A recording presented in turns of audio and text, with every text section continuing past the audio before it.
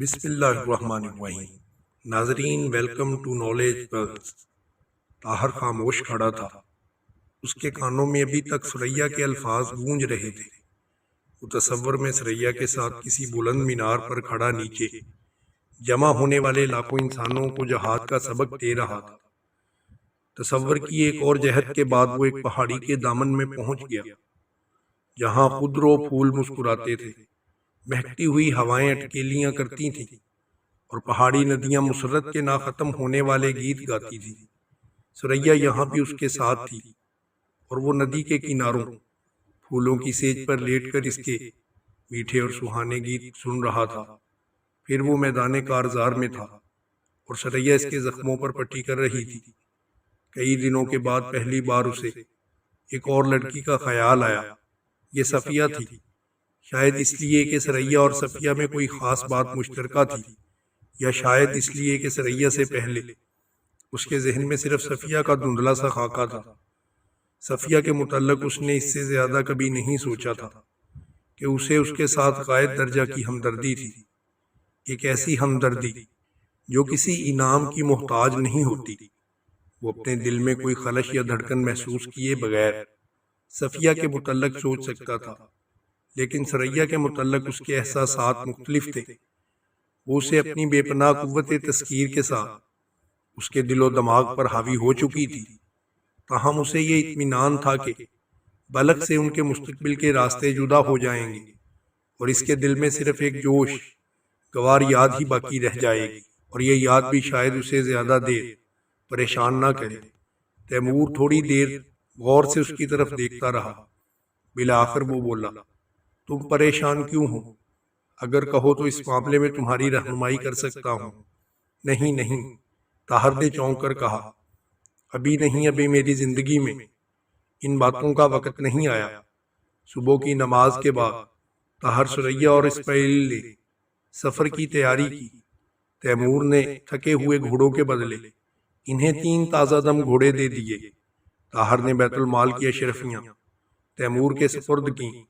Timur ملک کے راستے کے شہروں کے حکام کے نام یہ مراسلہ لکھ دیا کہ انہیں راستے میں ہر ممکن سہولتیں باہم پہنچائی جائے۔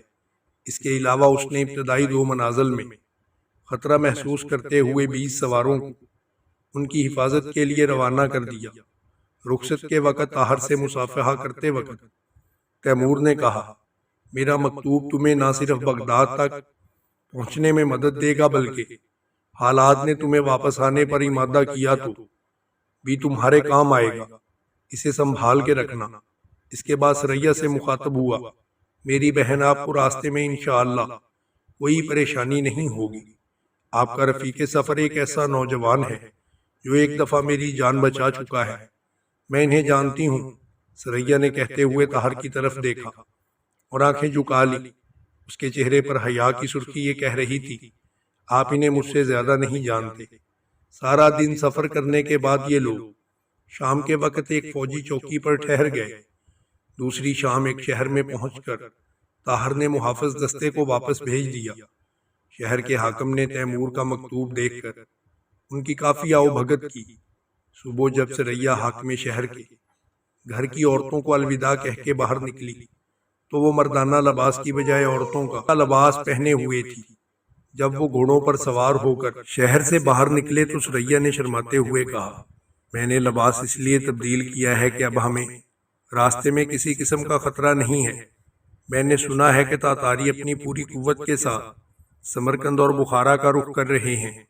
طاہر نے کہا، اس لیے بہت جلدی بغداد پہنچ جانا چاہتا ہوں۔ ثریا نے کہا، آپ کو میری وجہ سے دیر ہو رہی ہے، لیکن مجھے اب راستے میں کوئی خطرہ نہیں۔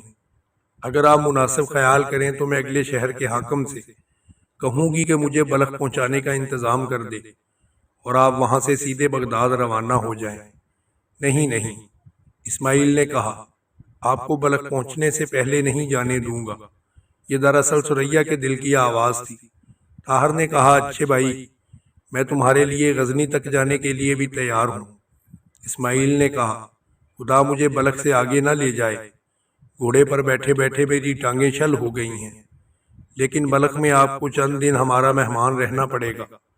طاہر نے کہا، یہ نہیں ہو سکتا، بلخ کے دروازے پر پہنچ کر میرا اور تمہارا راستہ مختلف ہوگا۔ اسماعیل نے کہا، آپ میرے ساتھ نانا کے گھر تک نہیں جائیں گے؟ کاش میرے پاس وقت ہوتا۔ اسماعیل نے مایوس ہو کر کہا، پھر آپ کبھی نہیں آئیں گے؟ اسماعیل کے اس سوال پر ثریا کا دل دھڑکنے لگا۔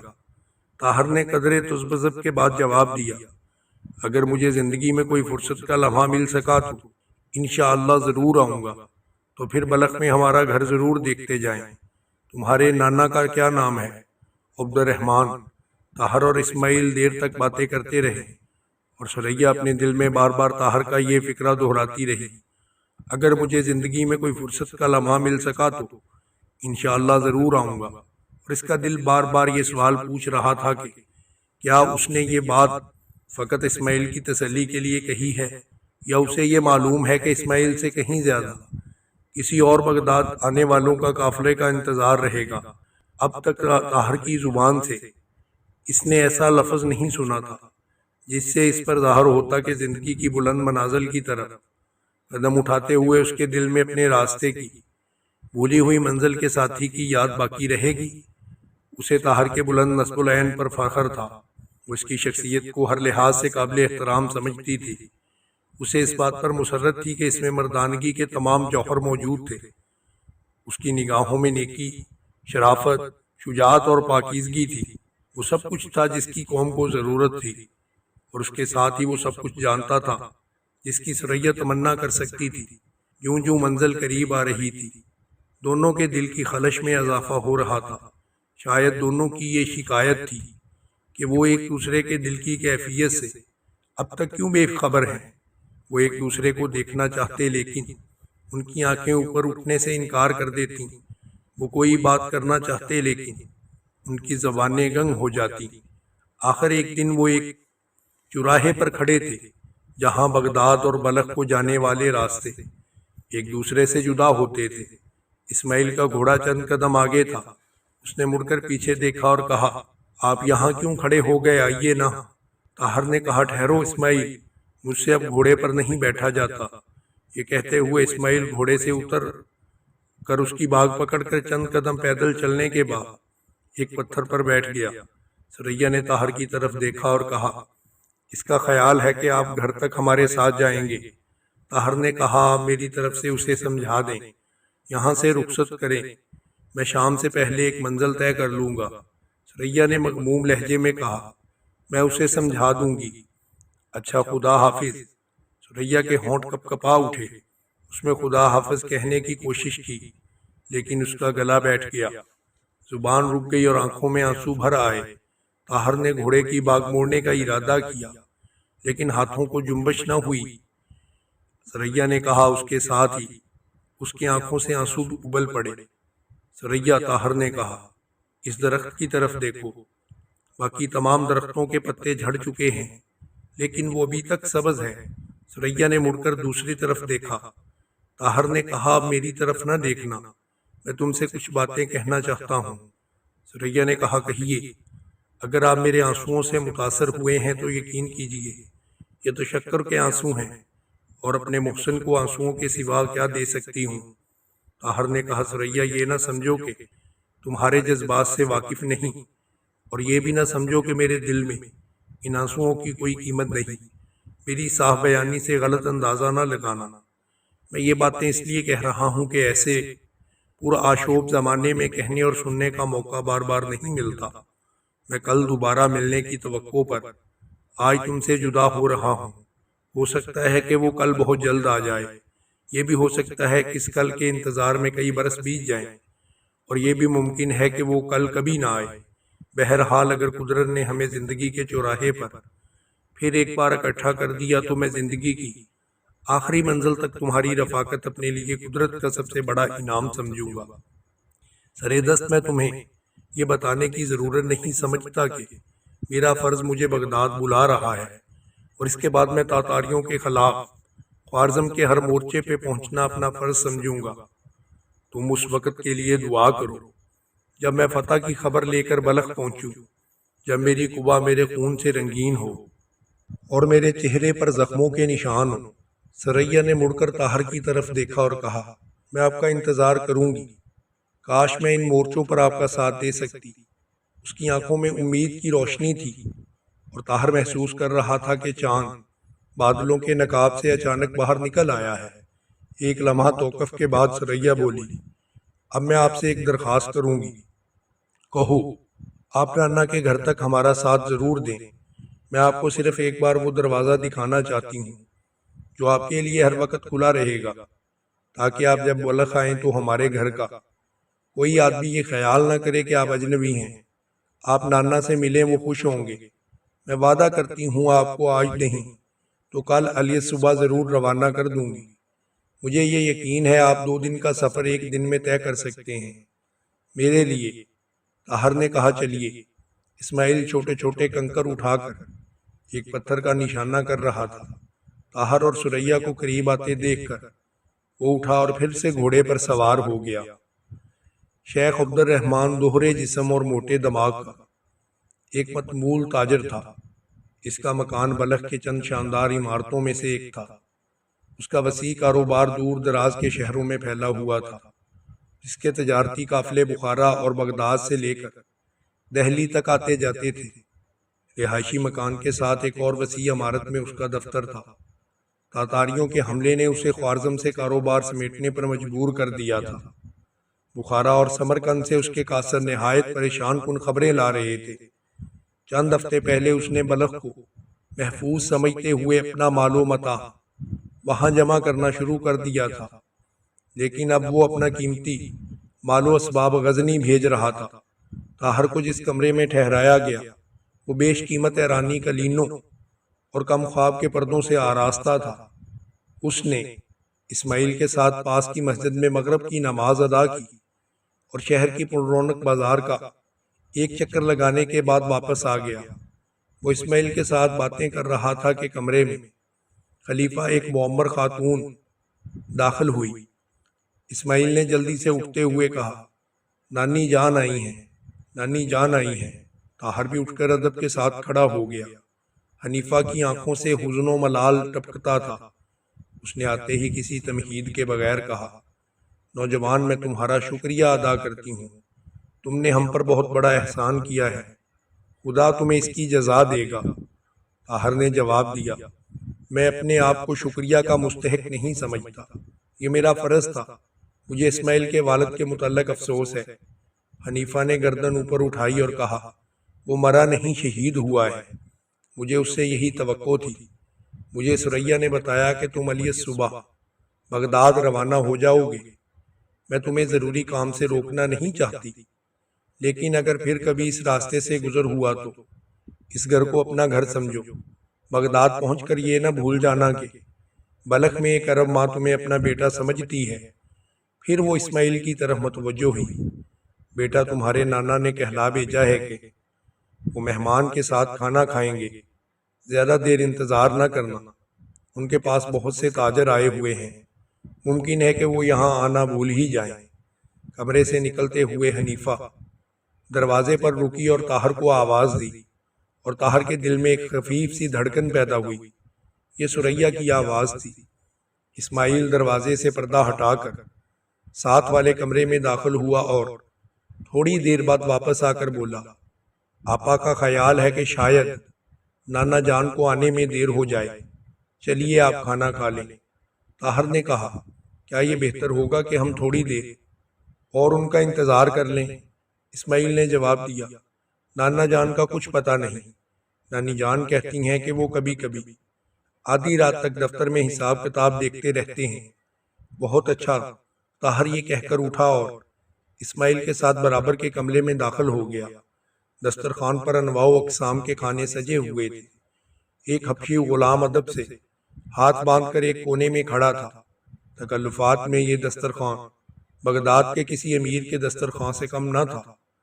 طاہر نے بیٹھتے ہوئے اسماعیل سے سوال کیا، اور مہمان بھی آئیں گے؟ اس نے جواب دیا، نہیں، باقی مہمانوں کا کھانا باہر کے مہمان خانے میں بھیج دیا گیا ہے۔ آپا جان کہتی تھیں کہ آپ کو آرام کی ضرورت ہے۔ وہ لوگ آپ سے ساری رات سوالات پوچھتے رہتے، اس لیے آپ کے لیے یہاں انتظام کیا گیا ہے۔ کھانا کھانے کے بعد طاہر نے اسماعیل کے ساتھ مسجد میں جا کر عشاء کی نماز ادا کی اور واپس کمرے میں آ کر اس نے اسماعیل سے کہا اب تمہیں نیند آ رہی ہوگی، جاؤ سو جاؤ۔ اسماعیل اٹھ کر دروازے تک پہنچا لیکن پھر کچھ سوچ کر واپس لوٹ آیا۔ طاہر نے پوچھا کیوں بھائی، کیا بات ہے؟ اسماعیل نے کہا مجھے ڈر ہے کہ آپ مجھے سوتا چھوڑ کر چلے جائیں گے۔ طاہر نے اسے تسلی دیتے ہوئے کہا میں تمہیں مل کر جاؤں گا، جاؤ اب آرام کرو۔ اسماعیل مطمئن سا ہو کر باہر چلا گیا۔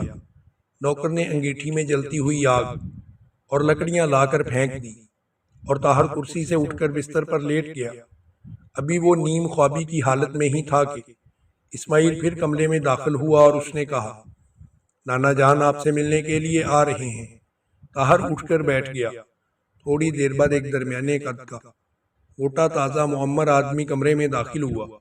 طاہر نے جلدی سے اٹھ کر مصافحہ کیا۔ شیخ عبد الرحمن نے طاہر کو 2-3 بار سر سے پاؤں تک گھور کر دیکھا اور کسی تمہید کے بغیر سوال کیا آپ کا نام طاہر ہے؟ جی ہاں۔ آپ عرب ہیں؟ جی ہاں۔ تاتاریوں کے حملے کے وقت آپ فوکس میں تھے؟ جی ہاں۔ آپ وہاں کیا کام کرتے ہیں؟ میں وہاں تیمور کا سپاہی تھا۔ عبد الرحمن نے مغموم لہجے میں کہا وہ بدنصیب بھی ایک سپاہی تھا۔ کون؟ طاہر نے سوال کیا۔ نصیر الدین ان بچوں کا باپ۔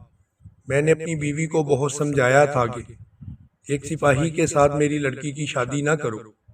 جب وہ بیچاری بڑھ رہی تھی، یہ حضرت مصر میں نصرانیوں کے خلاف لڑ رہے تھے۔ اس کے بعد اسے خوارزم شاہ کی خدمت کا شوق چڑھا اور اب ان بچوں کی نانی رو رہی ہے۔ بھلا ایسے داماد کے متعلق اور کیا خبر آ سکتی تھی؟ سپاہی یا جنگ میں کام آتا ہے یا زخمی ہوتا ہے، اب رونے سے کیا فائدہ؟ طاہر نے جواب دیا معاف کیجئے، قوم کے سرفروش سپاہیوں کے متعلق میری رائے آپ کی رائے سے بالکل مختلف ہے۔ عبد الرحمن نے کہا آپ برا نہ مانیے، میں اس موضوع پر بحث نہیں کیا کرتا۔ میں صرف اتنا جانتا ہوں کہ میری عمر 60 سال کے لگ بھگ ہے اور آج تک میرے جسم پر خراش تک نہیں آئی۔ میں ایک دفعہ سرکش گھوڑے سے گرا تھا، اس کے بعد میں گھوڑے کی لگام کو ہاتھ لگانے سے پہلے اس کا حسب نسب پوچھ لیتا ہوں، لیکن میں ان نوجوانوں پر حیران ہوں جو بار بار زخمی ہو جانے کے باوجود بھی تلواروں سے کھیلنا پسند کرتے ہیں۔ طاہر نے کہا قوم کی عزت اور آزادی صرف ایسے ہی نوجوانوں کے دم سے قائم ہے۔ اگر قوم کے تمام افراد آپ کی طرح جسم پر خراش تک نہ آنے سے ڈریں تو تاتاری ہمارے لیے اس زمین پر سانس لینا بھی دشوار کر دیں۔ آپ نے غلط سمجھا، مجھے عام سپاہیوں سے نفرت نہیں، مجھے صرف ان سپاہیوں کے خلاف شکایت ہے جن کو گھر میں آرام میسر ہوتا ہے، صرف اپنے عزیزوں کو رلانے کے لیے میدان جنگ میں چلے جاتے ہیں۔ نصیر الدین ایسے ہی آدمیوں میں سے تھا۔ طاہر نے کہا قوم کی عزت اور آزادی کے لیے لڑنا ہر شخص کا فرض ہے۔ یہاں عام اور خاص کا سوال پیدا نہیں ہوتا۔ خدا کی نگاہ میں امیر و غریب کے خون کی قیمت ایک ہی ہے، بلکہ میں سمجھتا ہوں اگر قوم آزاد ہو تو عمرہ زیادہ فائدہ اٹھاتے ہیں۔ اس لیے قربانی کے وقت انہیں قوم سے پیچھے نہیں بلکہ آگے ہونا چاہیے۔ عبد الرحمن نے اس بحث میں لاجواب سا ہو کر گفتگو کا موضوع بدلنے کے لیے اسماعیل سے کہا کیوں اسماعیل، تم تاجر بنو گے یا سپاہی؟ میں سپاہی بنوں گا اور تاجر بھی بنوں گا۔ عبد الرحمن نے پریشان ہو کر طاہر کی طرف دیکھا اور کہا مجھے معلوم ہوا ہے کہ آپ صبح جانا چاہتے ہیں۔ جی ہاں، میں آج ہی جانا چاہتا تھا لیکن آپ سے ملاقات کے شوق میں ٹھہر گیا۔ بہت اچھا، میں صبح ضرور ملوں گا۔ یہ کہہ کر وہ اسماعیل کا بازو پکڑ کر کمرے سے باہر نکل گیا۔ بالا خانے کی سیڑھیوں پر چڑھتے ہوئے نانا اپنے نواسے سے بلند آواز میں کہہ رہا تھا بے وقوف، میں خوارزم شاہ کو 2 لاکھ دینار بھیج چکا ہوں۔ اس رقم سے وہ کئی اور سپاہی اپنی فوج میں بھرتی کرا سکتا ہے۔ میرا مقصد سپاہیوں کی توہین نہ تھا، میرا مطلب یہ تھا کہ تاجر بھی اپنا کاروبار سنبھال کر قوم کے لیے بہت کچھ کر سکتے ہیں۔ اگر تمہارا باپ خوارزم شاہ کے لیے جان دینے کی بجائے تجارت میں میرا ساتھی ہوتا تو ہم لاکھوں کا کاروبار اور بڑھا سکتے تھے اور خوارزم شاہ کو بہت زیادہ مدد دے سکتے تھے۔ اسماعیل کہہ رہا تھا ابا جان نے خوارزم شاہ کے لیے جان نہیں دی، انہوں نے ہماری آزادی و عزت کے لیے جان دی ہے۔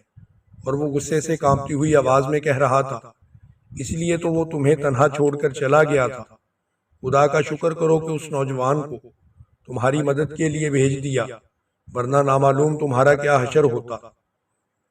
لیکن تمہیں بحث کرنا کس نے سکھا دیا ہے؟ چلو۔ طاہر کو دوبارہ سیڑھیوں پر ان کے پاؤں کی آہٹ سنائی دی اور وہ مسکراتا ہوا بستر پر لیٹ گیا۔